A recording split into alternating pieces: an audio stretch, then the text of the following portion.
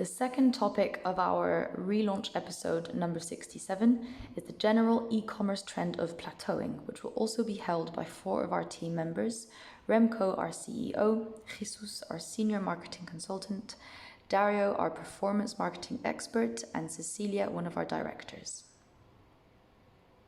Okay, so our topic number 2 is the general e-commerce trend of plateauing. So Remco or Dario, would you like to introduce the topic? Feel free. Should I? Okay, good.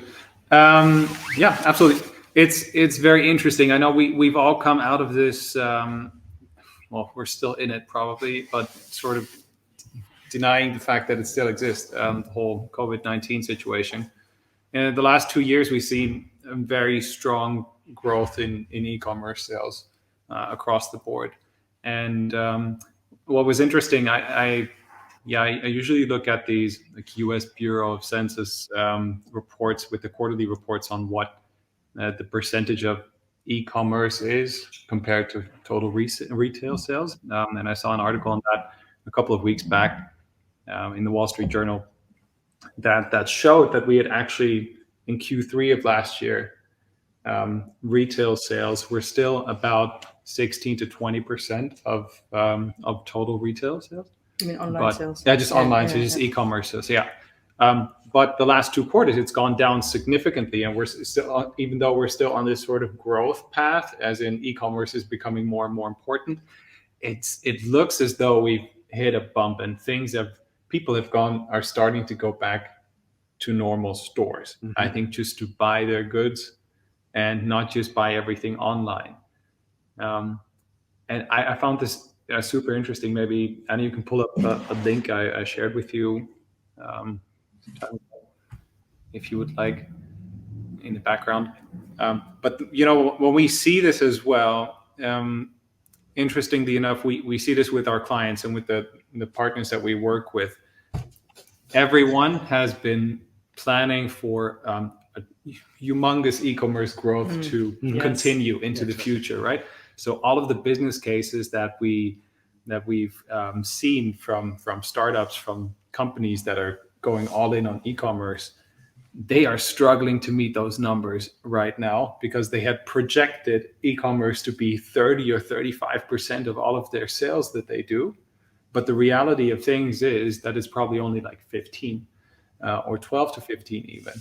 And that makes a big difference as to how money is invested in e-commerce infrastructure or omni-channel infrastructure as such. People are being fired. There are lots of companies that have to let go of their employees right now in large numbers, between 10 and 30%, because they've been planning on this growth that just isn't there right now. And I just wanted to put this into the round. Like, what do you guys think of that? How do you see this maybe potentially also with reactions of some of the people in the industry or our clients and partners as well? How is this reflected in your work? Well, so first of all, I think what you said in the beginning is very, very, very true. So with part of our clients, that is exactly what happened. That the projection was, okay, it's going to go on like this, and it just didn't as of now. And also read a statistic. I think they were interviewing 200 or 300 CMOs of online businesses in the UK, and I think the majority of them, I think that was back in August 21. I said they were expecting the growth to continue in 2022, right? So this expectation, I think, is some sort of confirmation bias. You believe in what you want to be true, right? And I think that's what happened to a lot of businesses, because you can't go anywhere and say, yes, last year was amazing, the 2 last years were amazing, but dear shareholders, dear investors, I project a massive decline in growth for next year. You just can't do that, right? So I think these expectations that everybody had were kind of, you couldn't have said anything differently despite what you were actually believing was going to happen, right?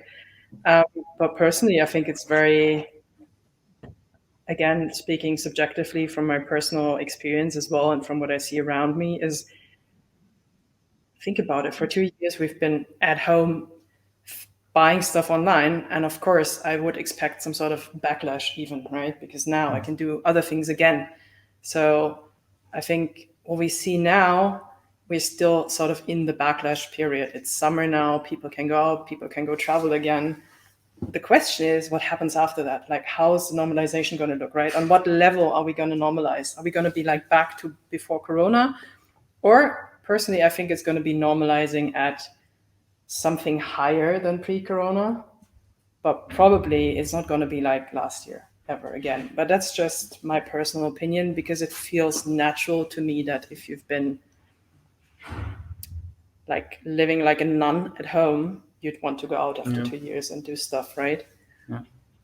I see, Anna, thanks for putting up the graph. And that also shows this sort of e-commerce growth normalizing. That's the percentage, that's a percentage of total retail that e-commerce does right now in the US on a quarterly basis. And you see that the last 3 quarters, we've really started to go down and sort of normalizing, still on a path of growth, right?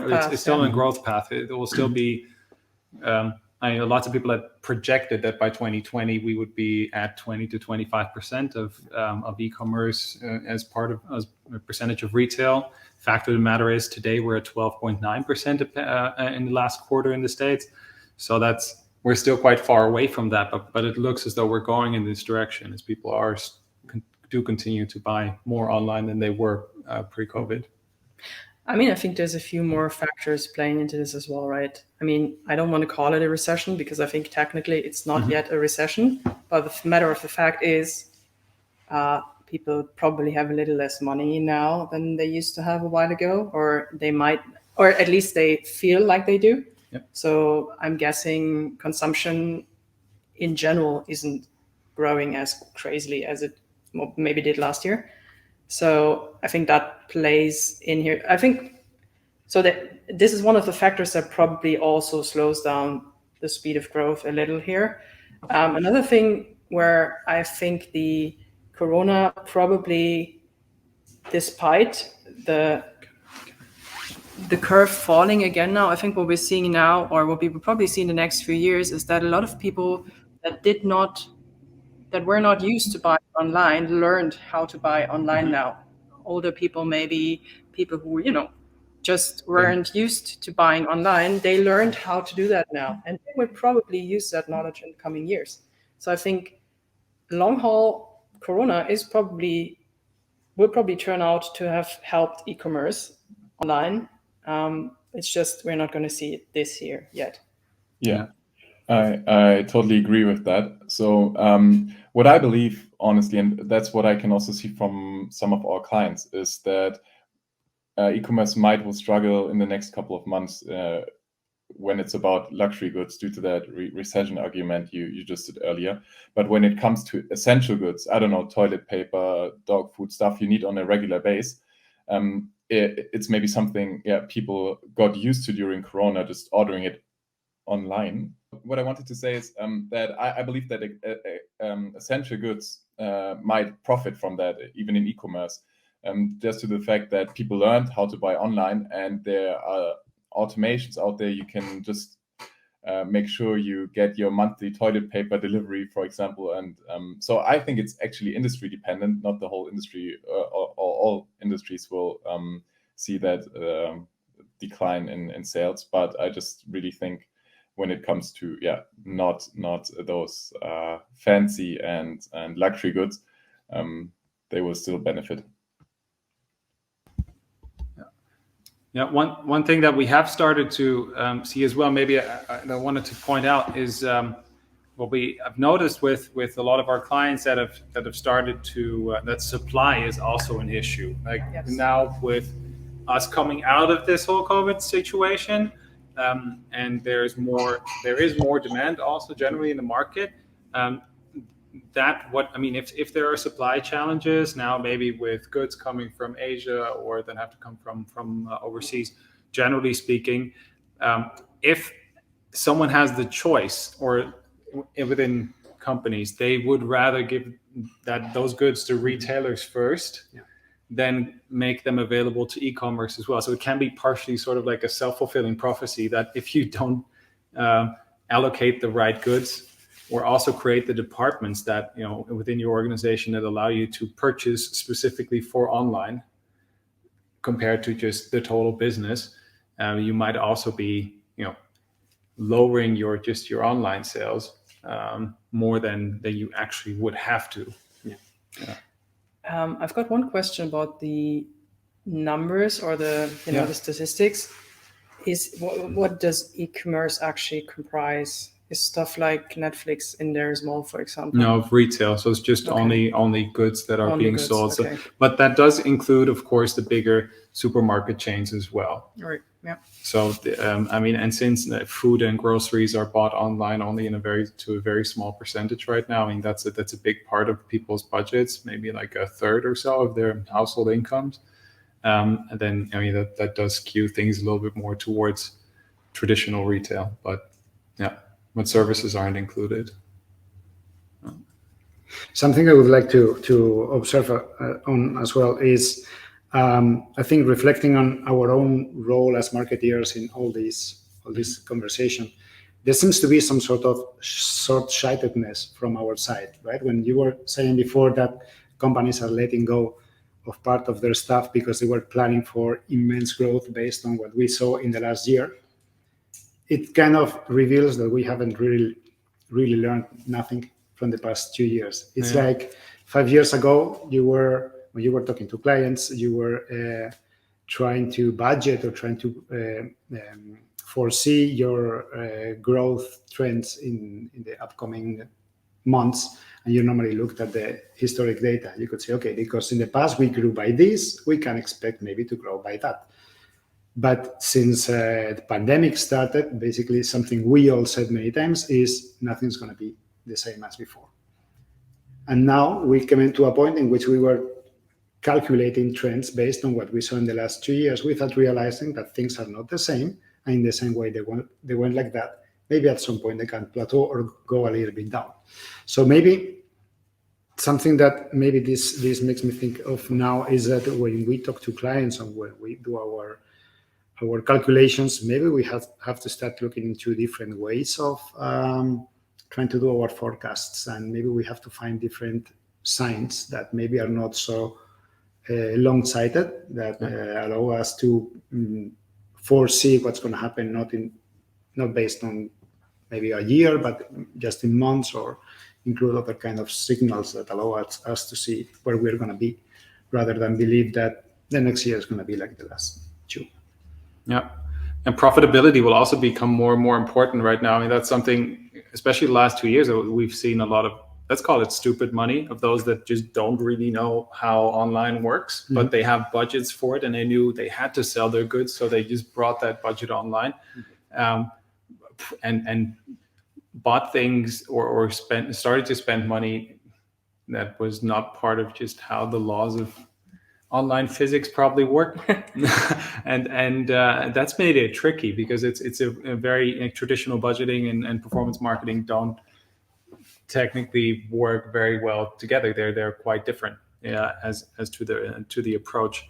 And what we see now, especially with online demand going down, it's becoming and a higher degree of competition also in different areas of the business.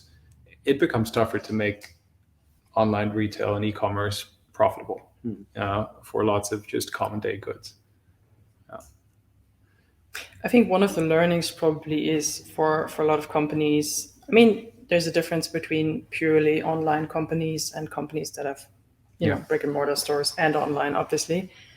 I think probably purely online companies, I assume, are in general more flexible in their planning and the way they spend their money than the other part is.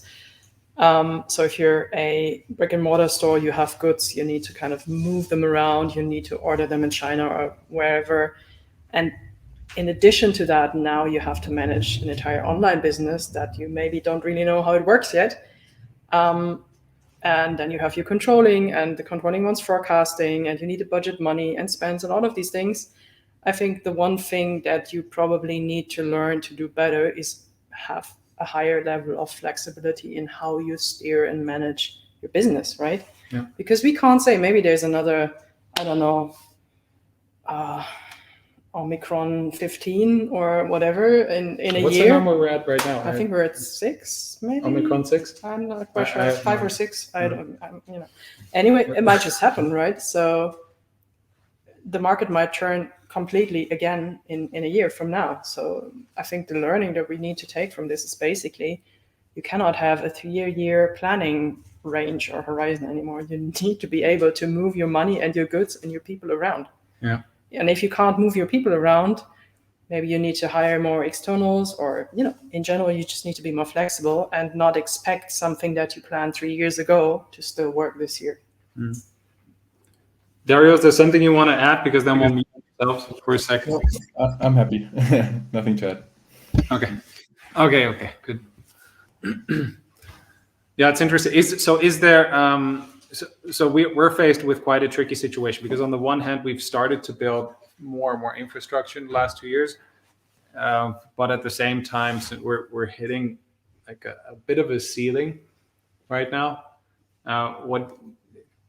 Just an open question. What do you think companies, especially traditional companies, should do with their investments in e-commerce, and also with the planning that they've made that was highly unrealistic?